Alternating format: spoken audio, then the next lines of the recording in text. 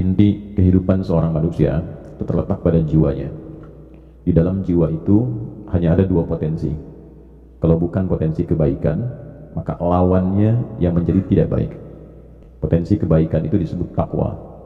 Lawannya yang seringkali dimanfaatkan oleh setan itu disebut fujur namanya. Maka di Quran surat Asy-Syams di ayat 7 sampai 10 itu keduanya ditampilkan. Wa nafsin wa ma sawwaha. Aku bersumpah, kata Allah. Allah itu kalau sudah bersumpah berarti sangat serius. Karena tanpa sumpah pun sudah serius. Ya, jadi kalau Allah sudah berfirman tanpa sumpah pun itu sangat penting. Kalau ada sumpah di dalamnya, artinya begitu penting. Nah, saking pentingnya kita mengenali diri kita dan mampu mendalami tentang keadaan jiwa kita supaya tidak sakit jiwanya. Ya, supaya tidak sakit apa? Jiwanya. Jadi penyakit jiwa itu bukan kondisi orang yang tidak sadar melakukan tindakan-tindakan tercela yang biasa pada umumnya tercela dia lakukan, tapi ditoleransi karena dinilai dalam keadaan tidak sadar. Penyakit jiwa sesungguhnya adalah orang yang tidak mampu mengoptimalkan potensi baiknya sehingga dominan dikuasai oleh potensi buruknya, dan keluarlah kemudian tindakan-tindakan yang negatif yang menyimpang dari fitrah kejiwaannya. Maka keluar yang buruknya itu didominasi oleh provokasi setan, maka keluarlah misalnya lewat mulut kata-kata yang tidak sepantasnya keluar. Nah, itu sedang sakit jiwa. Ya?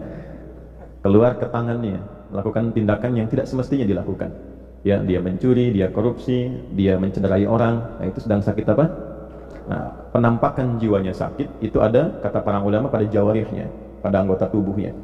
Ya, karena cara kerjanya dari jiwa itu nanti akan ditembuskan kepada akal. Dari akal itu diteruskan ke seluruh bagian tubuh untuk bersikap. Oke? Nah, sikap yang kita kerjakan melalui anggota tubuh itu gambaran keadaan jiwanya.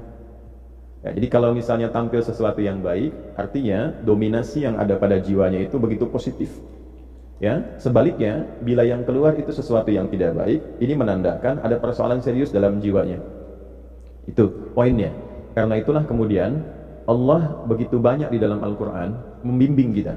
Dan bersyukurlah kita kepada Allah, satu-satunya kitab suci di muka bumi ini yang memberikan bimbingan langsung dan menerangkan secara detail tentang kondisi jiwa, cara bekerjanya seperti apa, cara mengeluarkan potensi baiknya bagaimana, cara mengevaluasinya seperti apa. Itu hanya Anda akan temukan dalam Al-Quran. Itulah inti kehidupan kebaikan, disebut takwa. Karena itu sering kita temukan di dalam Al-Quran amanat-amanat untuk meningkatkan takwa. Meningkatkan itu artinya mengeluarkan potensi itu sebaik-baiknya.